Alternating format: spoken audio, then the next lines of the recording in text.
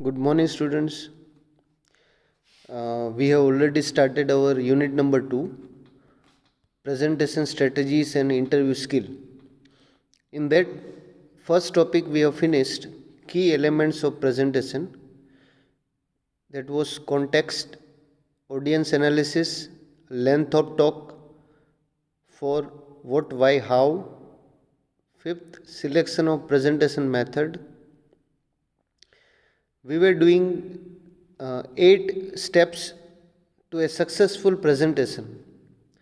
In that, we have finished objective of the presentation, manner of presentation, mode of presentation, and preparation of text. In that, it was subdivided into different types of text, like full text, then notes from a slide package, cue cards, right? What are the keywords on the cue cards? Now again, continuing this topic, another ways of preparing a text is through mind map. So mind map, in the diagram you can see that it is in center, it is written the title of the presentation, and through different branches, like a tree, it is having several branches. Like that, you have to make different branches and write down different points under it. So mind map का मतलब होता है, it is a diagram used to visually organize information. So it is a diagram, right? So just like a diagram, right? Mind map is written. Mind map is hierarchical and shows relationship among pieces of whole, right? So in the diagram you can see that how mind maps is written.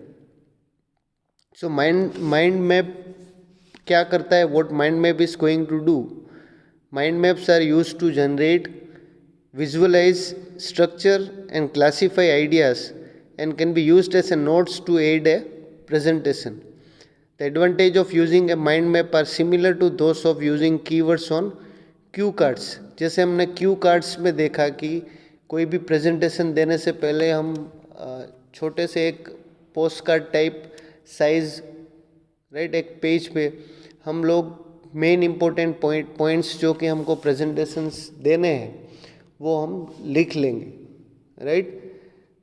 दूसरी techniques है कि आप ऐसा भी कर सकते हो, mind map मतलब एक पूरा पेज में आप एक डायग्राम ड्रॉ करके, राइट, जस्ट ऐसे कोई भी पेड़ होता है जिसकी बहुत सारी टहनियाँ होती है, उसी की तरह, राइट, हम वो डायग्राम मतलब वो फिगर ड्रॉ करके, राइट, उसमें जो मेन इंपॉर्टेंट पॉइंट्स हैं हमारे प्रेजेंटेशन के वो लिख देंगे, ताकि हमको जब हम प्रेजेंटेशन दें तब हमको उससे हेडलाइन से हमको पूरा टॉपिक याद आ जाएगा, राइट. जनरली पूरा प्रेजेंटेशंस में हम क्या बोलने वाले हैं वो अगर हम लिखेंगे तो बहुत ज़्यादा स्पेस कवर करेगा और हमको ज़्यादा वो ले भी नहीं जा सकते स्टेज पे.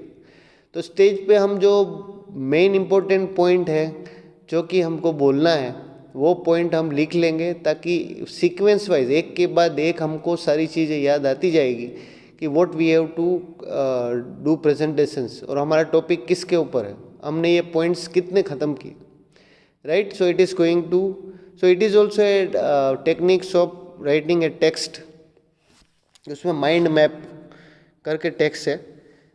नाउ फिफ्थ पॉइंट मतलब जो कि हमारा क्वेश्चंस था, 8 स्टेप्स थे, उसमें से 4 स्टेप्स हमने पूरे कर लिए. 5वां स्टेप्स है कि जब हमारे पास पूरा टेक्स्ट का आइडिया हो गया कि हम इस तरह से प्रेजेंटेशंस देंगे, राइट, तो कोई भी टेक्निक हम सिलेक्ट कर सकते हैं. अब हमारा 5वां टाइप है, स्टेप्स है, वो ये है कि एक प्रेजेंटेशन स्पीच को किस तरह से हम ऑर्गेनाइज करते हैं, मतलब organising and presenting the speech, right. So first question is why organise. Organise का मतलब होता है कि आप जो प्रेजेंटेशंस या स्पीच जो आप बनाओगे उसको ऑर्गेनाइज का मतलब होता है कि एक के बाद एक सिंपल लॉजिक है कि कोई भी प्रेजेंटेशंस आप स्टार्ट करोगे तो इंट्रोडक्शंस से करोगे. इंट्रोडक्शंस में क्या बोलोगे, हो सकता है आप बोलो कि कोई भी जो ऑडियंस है उसको आप ग्रीट करोगे, राइट, अपना इंट्रोडक्शन दोगे, उसके बाद टॉपिक का इंट्रोडक्शन स्टार्ट करोगे, उसके बाद जो main important point sequence wise हमको पेश करने हैं तो हम उस पर प्रेजेंटेशंस देंगे. कभी भी प्रेजेंटेशंस होगा उसको लास्ट से हम स्टार्ट नहीं करेंगे. सपोज ABCDEFG ऐसे करके ए से स्टार्ट करेंगे और जेड पे हम पूरा करेंगे, right. So this is the thing, it means that from sequence wise, मतलब पहले से लास्ट तक हम इस तरह से अरेंज करेंगे अपने प्रेजेंटेशन को, इट बिकम्स वेरी लाइवली. तो क्वेश्चन से हमारा फिफ्थ पॉइंट है, how we can organised our speech, how we can organize. So first thing is, first questions we will have to ask, why organize. So when you are going to organize your speech, then it becomes very much effective. आपकी speech पे जान आ जाएगी अगर if you are having a good organized, एक बहुत ही sequence wise अच्छे step में आपने अगर लिखा है, then it is going to benefit you in giving presentations. So first, organizing means it is generally when you are telling people, tell them what you are going to tell them, right. So it is tell them what you told them, right. So it is organizing a speech means it is communicating it with the people, right. तो organise करने का मतलब होता है कि हमको पहले से लेके लास्ट तक, एग्जाम्पल के तौर पे कोई भी मूवी फिल्म होती है तो उसमें एडिटर होता है. एडिटर मतलब कि एक मूवीज़ को पूरी कहानी को किस तरह से one by one sequential event उसमें आते जाएंगे.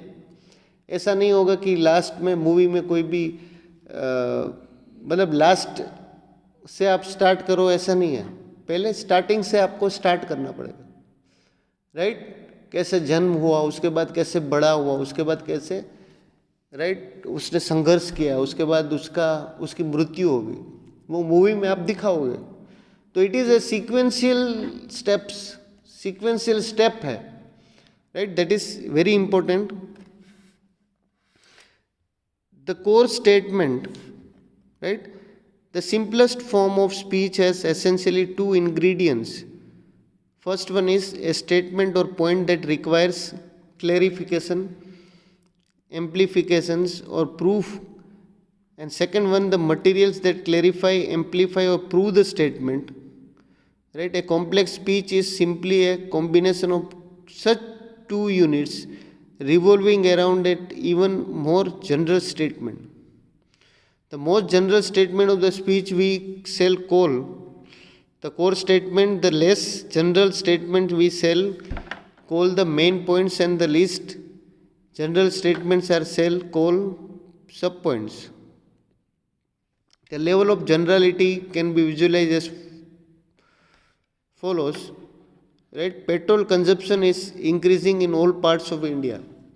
तो एक एग्जाम्पल दिया हुआ है जैसे how we can arrange organised core statement. क्या होता है कोर स्टेटमेंट का मतलब होता है कि जो मेन पॉइंट्स है प्रेजेंटेशन का, जो मेन पॉइंट्स है उसमें हम कहेंगे, सपोज हमारा टॉपिक ये है कि पेट्रोल कंजप्शन, पेट्रोल की मांग डे बाय डे इंडिया में बढ़ती जा रही है, राइट. तो ये एक मेन पॉइंट है, राइट. मेन पॉइंट है फर्स्ट. अगर हम कहें कि it is increasing in the north, सब पॉइंट है Bihar is experiencing A sharp increase, Bihar ज़्यादा मांग बढ़ रही है बिहार में. Support Petrol dealers in Ranchi and surrounding areas report a 52% increase in sales volume. Support 2 है, Patna Chronicle reports that the northern Bihar is witnessing an increase in the number of new petrol stations. सब point है, Himachal Pradesh experience an increase, right. इसका मतलब ये है कि core statement क्या है. कोर स्टेटमेंट हमारा एक मेन टॉपिक रहेगा कि पेट्रोल कंजप्शन इंडिया में इंक्रीज हो रहा है, तो हमारा प्रेजेंटेशन का वो टाइटल है. उसके बाद हम सीक्वेंस वाइज लेंगे कि कौन कौन से राज्यों में इंक्रीज हो रहा है, राइट. तो ये सब पॉइंट्स में आ जाएगा. तो कोर स्टेटमेंट मतलब जो मेन इंपॉर्टेंट प्रेजेंटेशन का पॉइंट्स है, right. Organisational structure, various main points and sub points of the presentation that clarify, amplify or prove the core statement have to be organized systematically so that they can be easily understood by listener. Organization structure कैसा होना चाहिए कि इस तरह होना चाहिए कि common public also can understand what is your presentation all about. So it should contain several points as well as several sub points, right, which is clearly going to understand the people. तो organisation structure ऐसा होना चाहिए कि जैसी audience है उस हिसाब से प्रेजेंटेशंस को आप डिजाइन करोगे. Organising the speech to inform, systematic arrangement of material is crucial in informing speaking if the listener is to retain the information presented.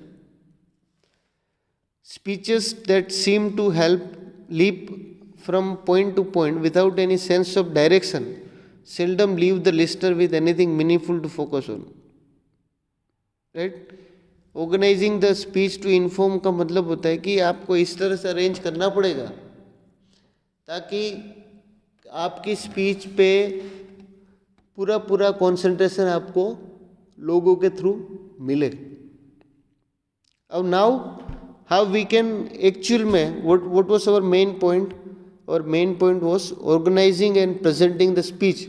So speech को किस तरह से ऑर्गेनाइज करेंगे, तो उसके अगर आप स्टेप देखें तो सबसे पहले आएगा इंट्रोडक्शन.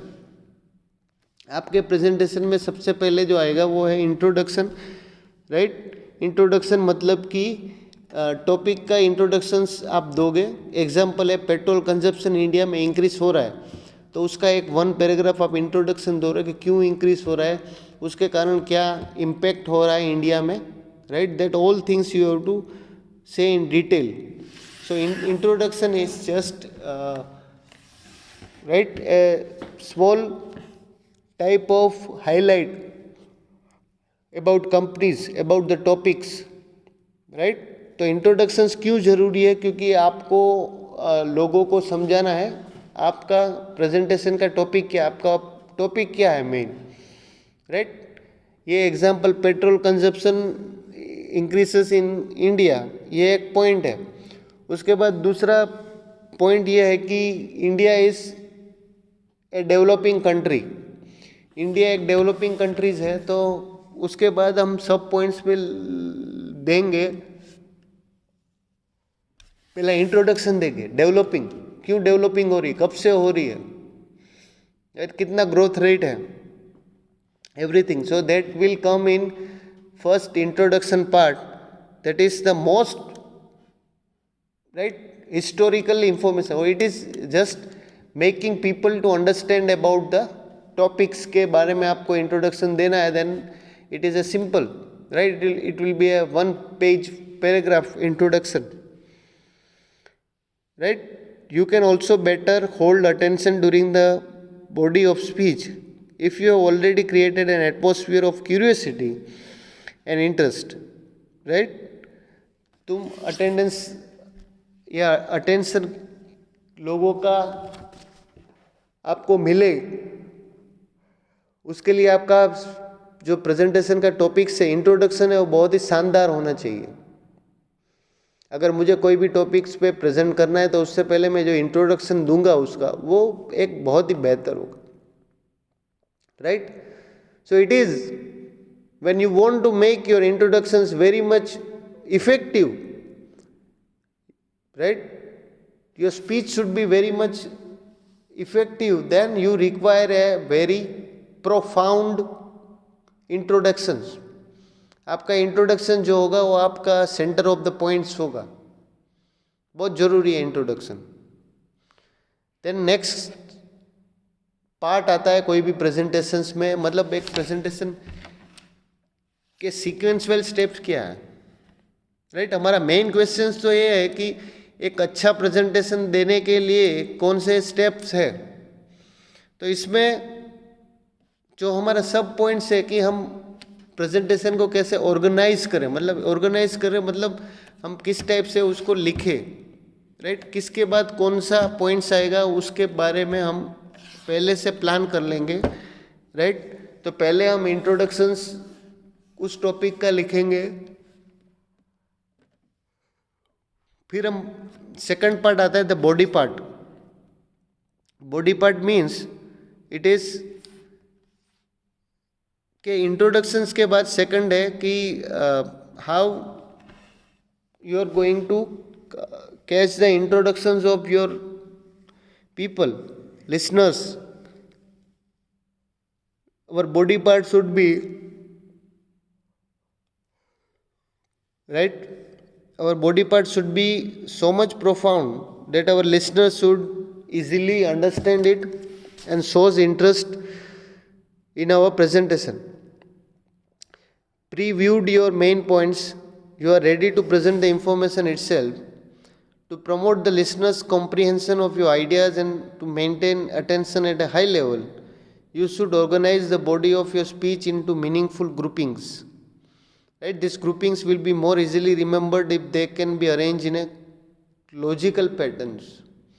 मतलब हमारा प्रेजेंटेशंस है उसमें सेकंड जो इंट्रोडक्शंस के बाद आता है बॉडी पार्ट्स का मतलब उसके इंट्रोडक्शंस के बाद हम कौन कौन से पॉइंट्स लिखेंगे, उसमें कौन कौन से पॉइंट लिखने चाहिए जिससे कि प्रेजेंटेशंस को और ज़्यादा इफेक्टिव बना सके. How we can do that.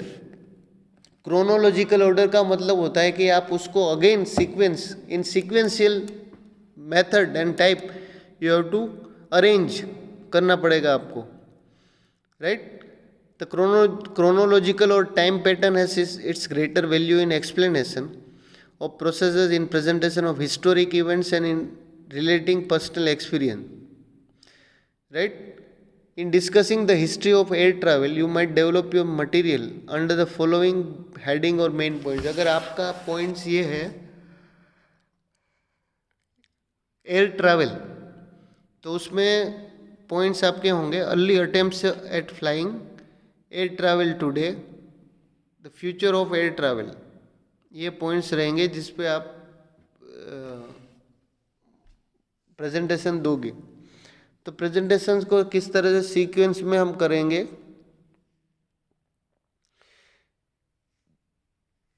कि spatial pattern, use of spatial order is effective in speeches describing a scene, a location or a geographical distribution. South from top to bottom or from center to outside. When describing life under the sea, you might select the following order. Surface sea life 20 feet below the ocean, sea life on the ocean floor. Right? अगर आपका topic है life under the sea, right, life under the sea आपका topic है तो उस पर सब points क्या आएंगे. Surface sea life 20 feet below the ocean, sea life on the ocean floor. उसके बाद casual order. In using the casual order you may tell of the causes of certain effects और tell of the effect resulting from various causes.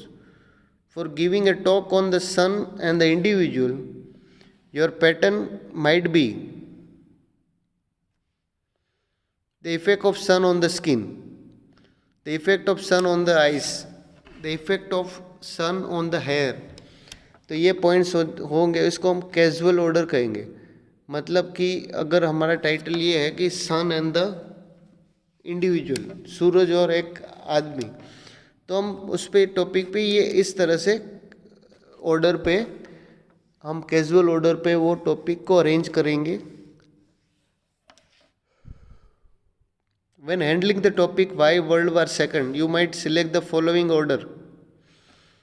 उसमें है American and German relations before 1941. तो हमारा main topic ये है कि Y world war second, दूसरा विश्व युद्ध क्यों, या तीसरा विश्व युद्ध क्यों, राइट. तो उसमें हम ये लिखेंगे कि अमेरिकन्स और जर्मन्स के बीच में रिलेशंस 1941 से पहले कैसे थे, उसके बाद कैसे थे, राइट. उसके बाद अमेरिका और दूसरी कंट्री के साथ रिलेशंस कैसे थे, राइट. वो पूरा अपना कैजुअल ऑर्डर में आएगा. उसके बाद टॉपिकल पैटर्न. टॉपिकल पैटर्न्स में it is probably the most frequently used of all pattern. सबसे ज़्यादा यूज करने वाली पैटर्न है, right. This arrangement sets out several facts of a topic that are obviously related and consistent with the subject of the speech.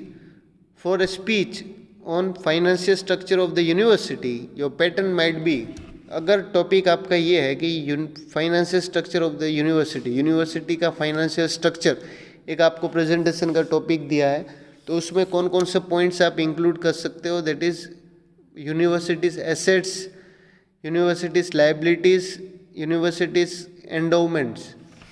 तो ये examples है. कोई भी टॉपिक हो, उसके बाद उसको किस तरह से अरेंज करना है सीक्वेंस में, that is important point. Presentations के बाद कंक्लूजन्स हम कैसे देंगे. कंक्लूजन्स मतलब लास्ट, जब प्रेजेंटेशंस को हम ख़त्म करेंगे, then we have conclusion. So certain techniques of concluding are specially valuable for the speech to inform. Conclusions की सेवरल टेक्निक्स है, उसके थ्रू हम ये कह सकते हैं कि प्रेजेंटेशन को इफेक्टिव बना सकते हैं. For example, restating your main message and summarising your main points, it's a particular useful techniques. देखो, इंट्रोडक्शन और कंक्लूजन्स को इफेक्टिव बनाने के लिए बहुत सारे एग्जाम्पल्स हैं जो हम बैकग्राउंड में दे सकते हैं. जैसे इंट्रोडक्शंस में स्टूडेंट्स का अटेंशन हम कैसे गेन कर सकते हैं. अगर हमें प्रेजेंटेशंस बनाना है तो हमारा इंट्रोडक्शंस कैसा अट्रैक्टिव होना चाहिए. तो उसका एग्जाम्पल है ए थॉट प्रोवोकिंग, क्यूरियोसिटी एरोजिंग और ह्यूमरस कोटेशंस. अगर कोई भी प्रेजेंटेशन हम स्टार्ट कर रहे हैं तो कोई भी स्लोगन के साथ कर रहे हैं अगर हम, या कोई भी एक ऐसे सेंटेंस से करें जिससे पूरे ऑडियंस में तालियां बज जाए, राइट. हम एक ऐसी बात कहेंगे स्टार्ट में. तो ये क्या है, what is all this thing, that is to make introductions very very effective. एक ही बार में सबको समझ आ जाना चाहिए, राइट. सो थॉट प्रोवोकिंग मतलब आपके जो थॉट है, ऑडियंस के जो थॉट है, वो पूरा एकदम एक्साइटेड वो लोग हो जाए, उन लोगों को मजा आ जाए. इस टाइप से आप इंट्रोडक्शंस कोई भी प्रिपेयर करते हो, right. So introduction is prepared when you use this method और the technique that is thought provoking, right. Thought provoking, then curiosity एरोजिंग.